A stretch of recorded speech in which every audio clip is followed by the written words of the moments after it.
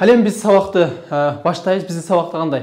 Bir нерсени үйрөнсөңүз, біз бардық нерсени буга чейин сөз жаттап жүрөсүз, башка кылып жүрөсүз. Эми ошол нерсенин бүт бардыгын башыңызда каша болуп жүргөн бүт иреттелбеген нерсенин бүт бардыгын иретке келтиребиз. Кандайча?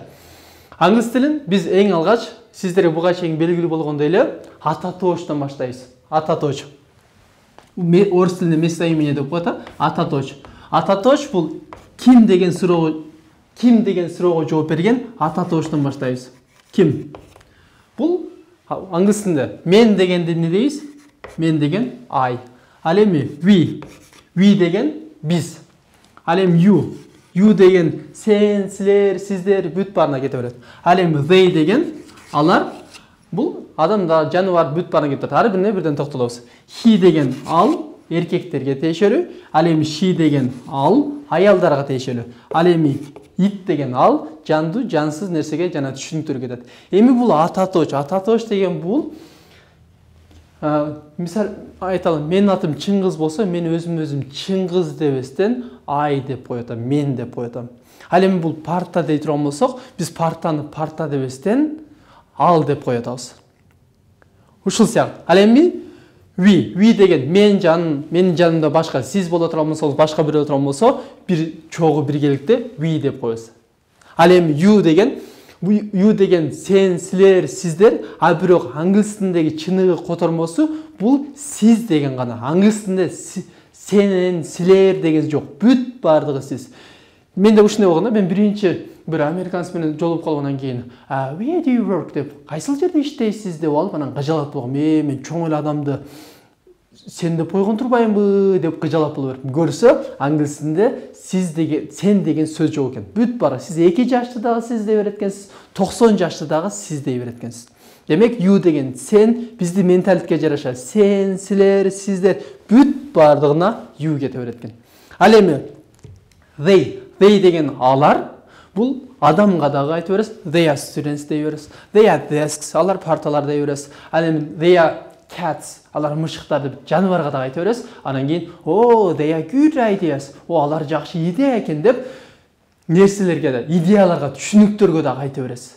Демек, they деген бул баарыгына кете берет экен. Ал эми he деген ал эркектерге гана тиешелүү. Ал эми she деген ал аялдарга гана тиешелүү. Ал эми it ал жандуу, жансыз нерсеге жана дагы түшүнүктөргө.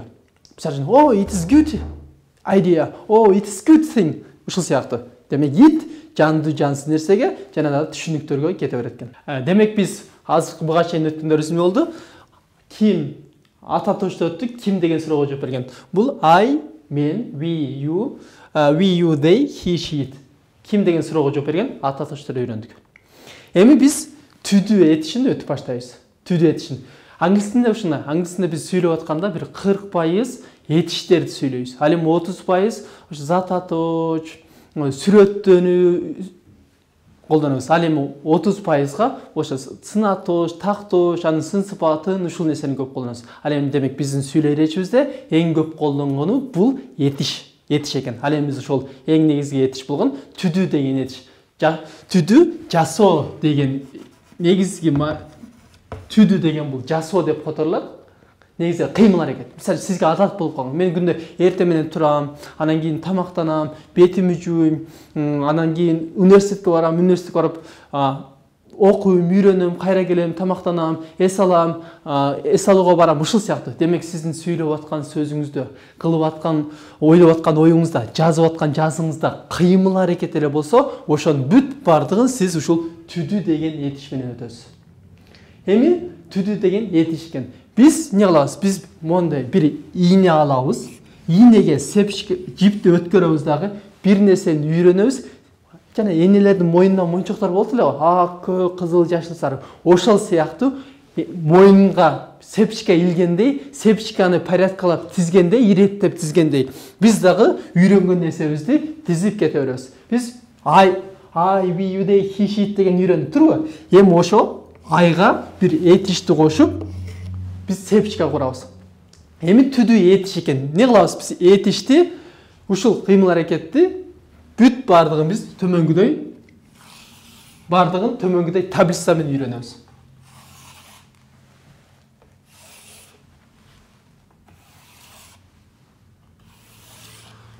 төмөнгөдөй таблица бул 9 формасында. Бул эмне үчүн бул таблица менен үйрөнөбүз? Себеби бул таблица адамдын мээсинин иштесинин гармонияда иштеген учурда ушундай формага келет экен да. Ал эми буну эстеп калыш да оңой, колдонуш да оңой, жана дагы бирөөгө түшүндүрүш да оңой. Демек түдү деген кыймыл аракет экен. Эми биз эмне кылабыз? Кыймыл аракетти биз учур чакта кылабыз. Учур чакта кылабыз. Азыр мындай айтканда негизги сизге адат болуп калган. Сиз дайым уктайсыз, турасыз, келесиз, чай ичесиз, мен барам, отурам, турам, сүйлөйм деп айтасыз го. Ошонун бүт бардыгы демек учур чакта. Эми ушул эле кыймыл аракетти сиз кийин кыла турган болсоңуз, мен кийин барам, кийин уктайм, турам, жатам, бирок кийин келер чакта, азыр эмес, бирок кийин. Ал эми ошол эле кыймыл аракетти сиз мурда кылган болушуңуз мүмкүн. Мен мурда уктагам, баргам, тургам, жаткам, сүйлөгөм, окугам. Демек, бирок мурда. Демек не кылдыңыз? Сиз кыймыл аракетти учур чакта кылдыңыз, же кыймыл аракетти келер чакта кылат экенсиз, же кыймыл аракетти сиз мурда өткөн чакта кылат экенсиз. Кылган экенсиз. Эми ушул эле кыймыл аракетти сиз учур чак, келер чак, өткөн чакта суроо берип калышыңыз мүмкүн. Сен уктайсыңбы десе, не дейсиз сиз? Ооба. Ооба, мен уктаймын дейсиз. Же эмне дейсиз? Жок, мен уктабайм дейсиз. Демек, кыймыл аракетти сиз учур чакта, келер чак жана өткөн чакта суроо берсеңиз, оң жооп берет экенсиз, же тескери жооп берет экенсиз. Көрдүңүзбү? Түшүнүктүү болду да? Демек, караңыз, биз айвидей хишитти өттүк элек башында. Атоточ. Эми ошого могу сепчка тизгендей айга не кылабыз? Бул түдү деген этиш болгон үчүн бир этишти кошобуз. Маселен, I work. Мен иштейм. Демек, не кылдыңыз? Сиз I сепчкасына work сепчкасын коштук. Айга work. Эреже боюнча кыймыл аракетти айтканда биринчи эси келет экен, I will хишит. Андан кийин этиш келет экен. Демек, не кылдык? I work дедик. Эми ушул айга колдонулган эреже we, you, they. I, we, you дейге эреже окшош. Мындай айталы, ассоциация кылайлы. Мен деген бул менмин. Ал эми you деген сиз, we деген биз бардыгыбыз.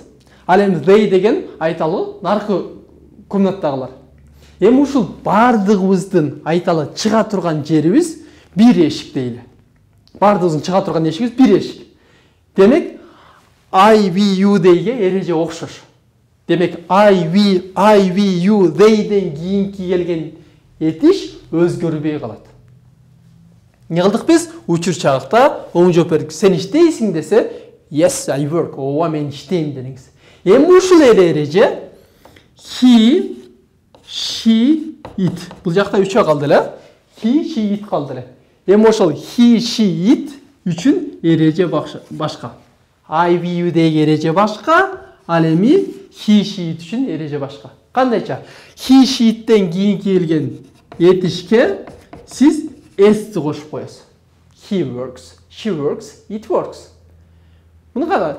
Эми he деген ал дейли. Мисалы үчүн Атамбаев дейли. Атамбаев деген he, эркек да турбу? Ал эми she деген ал, Отунбаева, аял киши. Ал эми it ал нерсе ак үйдө алайлы. Демек, аларды айтканда биз сөзсүз түрдө монтип долларды кошуп айтат экенбиз. Бул эми доллардын эмблемасын билесиз турбу? Демек, Атамбаев, Отунбаева ак үйдө айтканда сиздер сөз түрдө s-ти кошуп айтат экенсиздер, долларды кошуп айтат экенсиздер. Демек, эреже боюнча he, she, it'тен кийин келген s-ке сиз he, she, it'тен кийин келген этиштин аягына сиз s-ти кошот экенсиз. Демек, не кылдык биз? Учур чакта оң жооп бердик. Эми ушул эле шартта сен иштейсиңби, барасыңбы, турасыңбы деп суроо бериш үчүн эмне кылабыз? Караңыз, биз бул жерде I, we, you, they work деп айттык турбу? Могул we, you, theyге могул үтүрлөрдү коюп койдук, муну кайра жазып отурбадык. I, we, you, they work болду турбу? Эми суроо бере турган болсоңуз, мен иштейминби, сен иштейсиңби деп суроо бере турган болсок, анда бул түдү деген этиш болгон үчүн дүүнү алдына коюп коебуз, бул суроо болуп калат. Мен иштейминби деген не болуп калат экен? Do I work болуп калат экен. I, we, they work эле суроо бере турган болсок, do I work болуп калды. Ал эми he she works деп аттык керек кой. Ал эми суроо бере турган болсок, эмне болобуз? Могул жерде he she works эле. Ал эми he she work дейбиз. He she work болот дагы. Бул жерде мол дууну суроо беребиз, бирок дуу менен суроо бул esти бул жака алып өтүш керек болот. Ошон үчүн does he work болуп калат. Демек he she'tке суроо бериш үчүн сиздер does he she work дейт экенсиздер. Көрөсүзбү? Демек суроо бериш үчүн we you theyге суроо бериш үчүн do менен бердик. Ал эми he she'tке суроо бериш үчүн does менен бердик. Эмне кылдык биз? Учурчакта же дейге эле бизге адат болуп калган нерсеге суроо бериш үчүн do'ну же does'ты колдонуп экенбиз. He she'tке does, deге do. Ал эми ушул эле учурчакта сизге эмне кылдык биз үйрөндүк? Сен иштейсиңби десе, ооба, мен иштейм деп оң жооп бердиң. Же эмне десиз? Жок, мен иштебейм десиз. Тескери жооп бересиз. Ал эми тескери жооп бергенде you деге do not work. Do not work. Ал эми do not'ты сиздер кыскартып айткыңыздар келсе, анда don't деп кыскартып айтасыздар. You dey do not work же кыскартылганы don't work. Ал эми he she'tке ал иштебейт, ал кыз иштебейт, ал бала иштебейт деп тескери жооп бере турган болсоңуз, анда he she does not work. He she does not work. Ал эми does not'ты сиздер кыскартып айтыңыздар келсе, анда doesn't деп кыскартасыздар. Эми логика кыскарткан эмне? Логикасы кыскартуунун мол о жоголуп кетет, бирок биригип жазып болот. Көрүңүздөрбү? Do not'ту don't дедик, биригип жаздык, анын ордуна мондай белги коюп койдук. Ал эми he she'tке does not'тон o'ну алып салып дагы doesn't деп бул жерге белги калтырып койдук. Болду. Демек эмне кылдык учурчакта? Суроо бере турган болсок, оң жооп берет экенсиз, же тескери жооп берет экенсиз. Эми ушул эле кыймыл аракетти сиздер келер чакта кайталап калгыңыз келсе, мисалы үчүн айтасыздар, сен эртең келесиңби десе, ооба келем, же эмне дейсиз? Келбейм дейсиз. Эртең уктайсыңбы десе, уктаймын же уктабаймын. Барасыңбы десе, барамын, барбаймын деп тескери жооп бересиз. Эми учурчакта you деги эреже окшош болду турбу? Ал эми he she'tке эреже дагы башкача болду. Ал эми келер чакта эреже бардыгына окшош болот. Мисалы үчүн айтып атпадыкпы? You they биз мен, сиз, алар, наркомдагылар, биз бардыгыбыз чыга турган эшигибиз эмне? Чыга турган эшигибиз бир дедик, а? Ал эми Отунбаева, Агуй, Атамбаевдин эрежеси бар. Аларды айтканда сөз түрдө эмне кылат экенбиз? Эсти, долларды кошуп айтабыз дедик, а? Ал эми келер чакта айтылып бүтүп барыбыз, бул дүйнөдөн өтөбүз го, турбу? Өткөн эмне болобуз? Бара турган жерибиз 2 метр эле кабыр болот.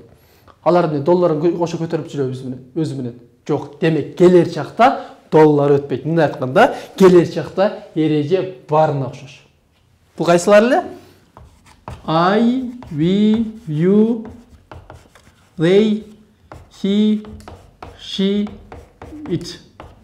We, you, they, he, she, it.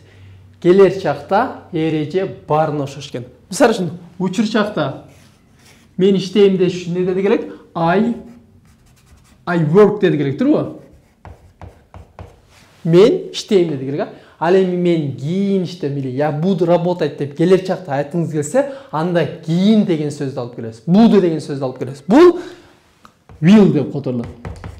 Will. А сиз will десеңиз бул жаңы эреже экен, бул келер чактын эрежеси экен дебеңиз. Кадимки эле мен кийин иштейм деп эле которуп коюңуз. Я буду работать деп эле которуп коюңуз, болду. Ал эми келер чакта эмне кылдык биз? Эреже барына окшош экен. Ал эми алдыда боло турган окуя, сиз эртең уктайсызбы, барасызбы, турасызбы, жатасызбы деп суроо бере турган болсок, анда местасын алмаштырып эле коебуз. Караңыз. Will, we, you, they, he, she, it. Бүт барына. Мына we, you, they, he, she, it деген турат эле го. Ушуларды биз үтүр менен белгилеп койдук. Кайра жазып отурган жокпуз. Ал эми суроо бере турган болсок, эмне кылып экенбиз? Местасын алмаштырып, will'ды алдыга өтүрүп коюп экенбиз. Ошондо will I work. Will I work болуп калат экен. Элестетиңиз. Могул жерде мен болуп турам, турбу? Ал эми will деген бул Оң жооп берип атканыбызда. Ал эми суроо бергенде биз will'ды бул жака туруп коебуз. Will I work болуп калды. Көрдүңүзбү? Ал эми демек келер чакта биз эмне кылдык? Сен кийин уктайсыңбы же иштейсиңби десе, ооба иштеймин деп экенсиз, же жок мен иштебеймин деп тескери жооп берет экенсиз. Ал эми тескери жооп бериш үчүн эреже барына окшош I, we, you, they, he, she бүт барына will not work. Ал эми will not'ты сиздер кыскартып айтыңыздар келсе, анда won't деп кыскартып айтабыз.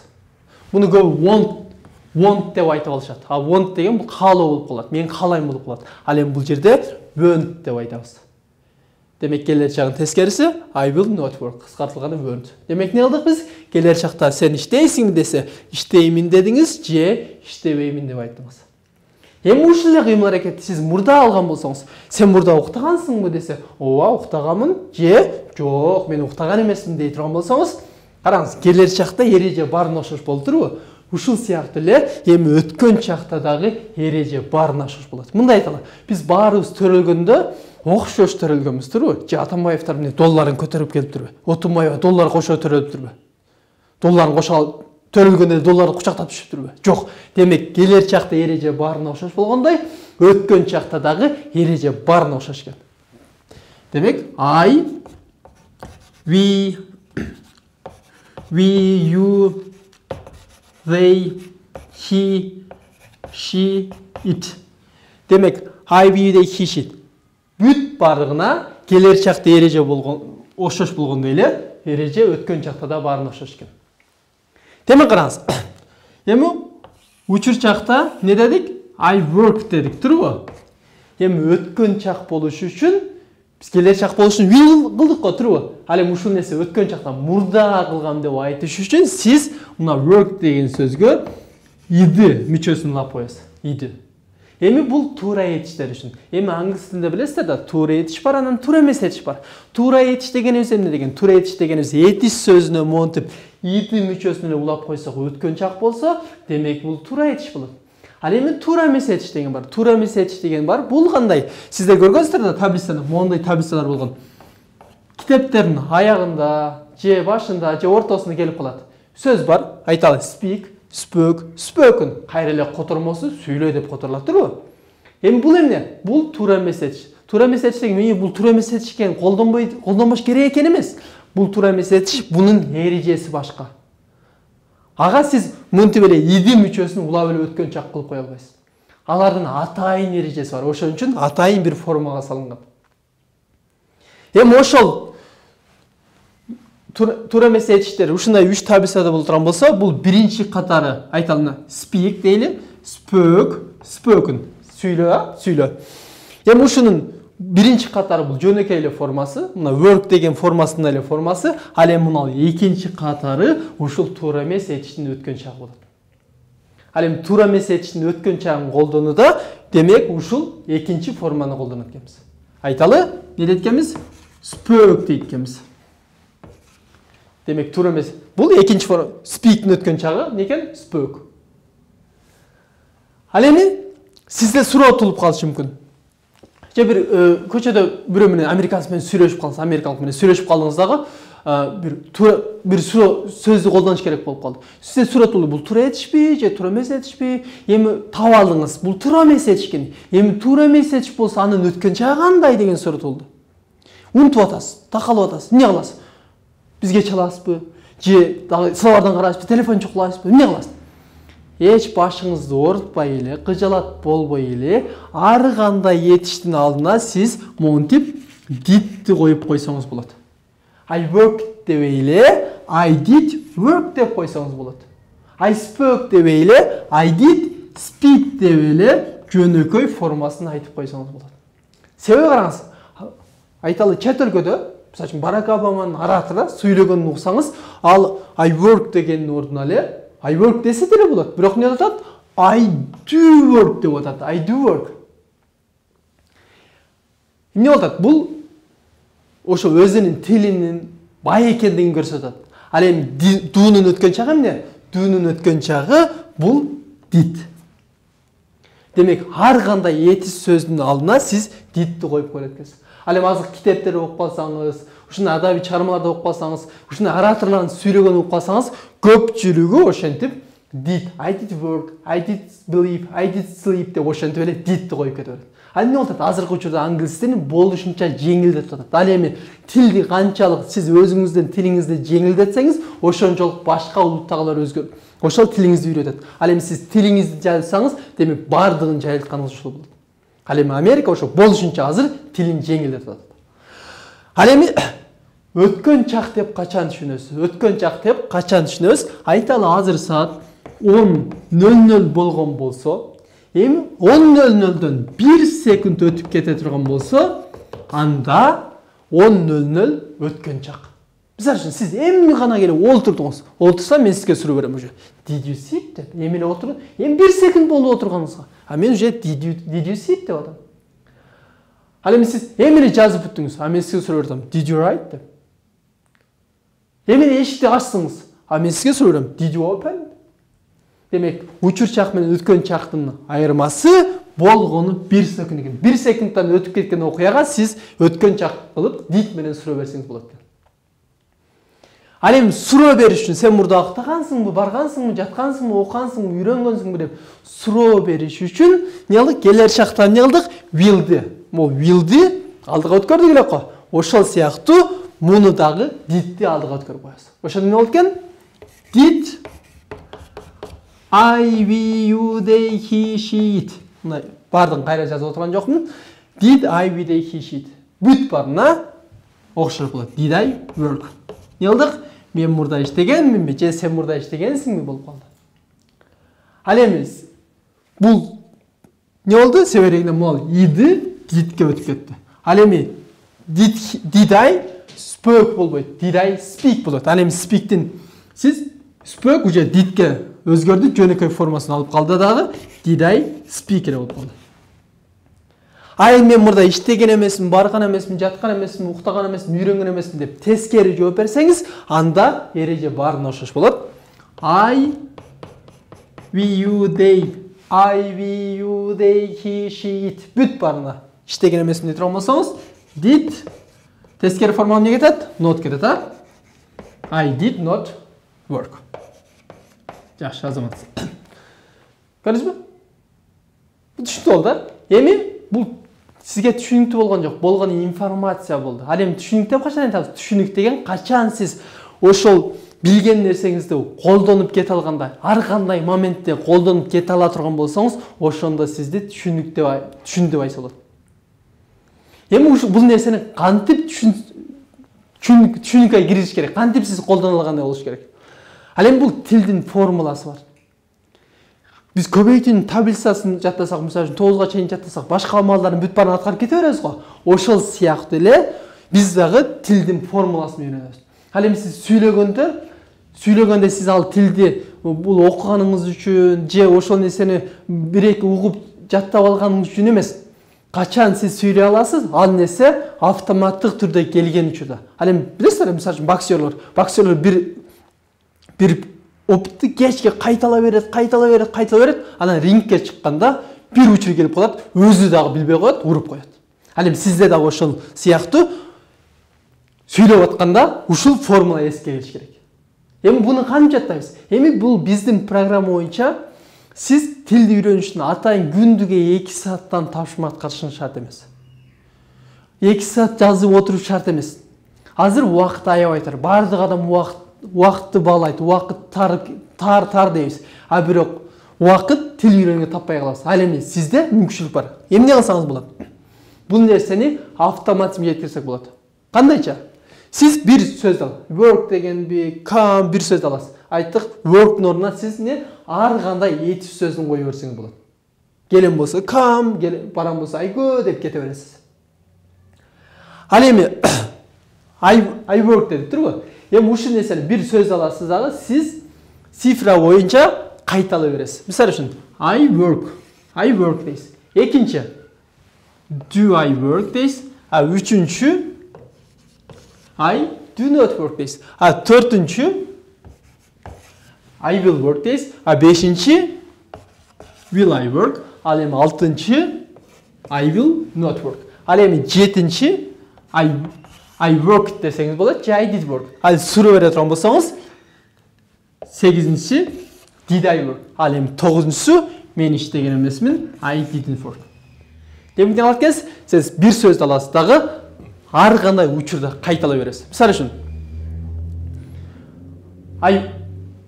машинага кетасыз. I work, do I work, I don't work. Иш кылып атасыз. I will I work, I will not work. Же тамак жеп атасыз. I worked, did I work, I didn't work. Көрдүңүзбү? Ушул эле формуланы ар кандай мүмкүнчүлүктүн болушунда кайталай бересиз. Себебин эгерде сиз бир нерсени үйрөнгүңүз, жаттагыңыз келсе, 2 саат олтуруп жаттабаңыз. Себебин адамдын концентрациясы 1-20 мүнөттө бул өзгөчө жогорку деңгээлге жетет. Андан кийин уже пассив башталат. Эми сиз эмне аласыз? Бир сөздү, ушул I work деген сөздү ар кандай учурда кайталайсыз. Элестетиңиз. Мисалы үчүн мен сизге келдим дагы 2 саат аябай төгүлүп сабак өтүп бердим. Мана сизге сабак аябай жакты. Анан кеттим дагы. Эми экинчи бир мугалим келди. Келди дагы бир 5 мүнөт сабак өттү, кетти. 3-4 сааттан кийин дагы келди, 5 мүнөт сабак өттү, дагы кетти. Дагы 3-4 сааттан кийин дагы 5 мүнөт өттү, дагы кетти. Ошентип 5 мүнөттөн сизге 5 эле жолу сабак өттү. Ал эми мен 2 саат 120 мүнөт убакыт өткөрдүм. Эми экөөбүздөн кеттик, экөөбүздөн биринчи жолу көргөнбүз буга чейин. Кеттик дагы 1 жылдан кийин келдик. Келгенден кийин кайсы бирибизди тааныйсыз? Мени тааныбайсыз. Эмне кыласыз? Сиз аны тааныйсыз. Анткени ал сиздин 5 жолу көзүңүзгө көрүндү. 5 жолу сиз аны кабыл алдыңыз. Ал эми адам кабыл алып биринчи 30 секундта кабыл алат, ошондо жыйынтык чыгарат. Ал эми сиз аны 5 жолу көрдүңүз. Ошон үчүн бир нерсени жаттагыңыз келсе, атайын олтуруп албастан 5 мүнөттөн кез-кезде кайтып турганыңыз ушул жакшы эсте калат. Көрдүңүзбү? Элестетиңиз, моундай бир чөп бар дейли да. Эми чөпкө сиз бир басып өтүп кетсеңиз эмне болот? Басып өтүп кетсеңиз, чөп ыйшаят дагы кайра түзөлүп калат. Экинчи өткөндө ийилет, андан кийин турбай калышы мүмкүн. Канчалык көп өткөн сайын ошол жерде бара-бара жол пайда болот. Ошол сыяктуу сиз көбүрөөк кайталай турган болсоңуз, мээңизде ушул нерсенин изи калат. Демек эмне кылат экенсиз? Сиз мүмкүнчүлүк болгондо I work, do I work, I don't work, I will I work, I will not work, I worked, did I work, I didn't work деп кайталай бересиз. Ал эми котормосу менен кошо кайталасаңыз дагы жакшы болот. I work, мен иштейм. Do I work, мен иштеймби? I don't work, мен иштебейм. I will work, мен кийин иштейм. Will I work, мен кийин иштеймби? I will not work, мен кийин иштебейм. I worked, мен мурда иштегенмин. Did I work, мен мурда иштегенминби? I didn't work, мен мурда иштеген эмесмин. Эми сиз муну көпчүлүк студенттерде, окуучуларда ката кетет. Бул ойлойт, I, we, you дейди, эреже окшош экен. Дейт дагы, I'ды кайталай берет дагы, we'нин ордуна келгенде I'ды коюп коём, I'дын ордуна we'ни коюп коём дейт дагы, бирок эмне кылат? I эле автоматик жетип калат дагы. Алар уктайбы десеңиз, do I sleep деп тура берет. Оюнда they деп атат, бирок тилинен I чыгып атат. Ал эми сизде ушул ката кетпесин. Ушул катага жол койбоңуз. Ал эми he, she'тке эреже башка окшош экенде бере he works, does he work, he doesn't work деп кайталай берип, ал эми she итке келгенде аны ошо she менен иттин ордуна he'ни коюп коем да деп туруп, he'ни кайталай бере турган болсоңуз, анда she'ге айтыш керек болгондо деле he'ни айта бересиз, бирок оюңузда she'ни айтасыз, бирок тилиңизден he чыгып берет. Мисалы үчүн ал кыздарга тиешелүү да. Ал иштейби дей турган болсоңуз, does he work деп сиз айта бересиз. Бирок she деп оюңуздан чыгып атат, да тилиңизден he чыгып атат. He автоматик жетип калган. Ошон сиз ар бирине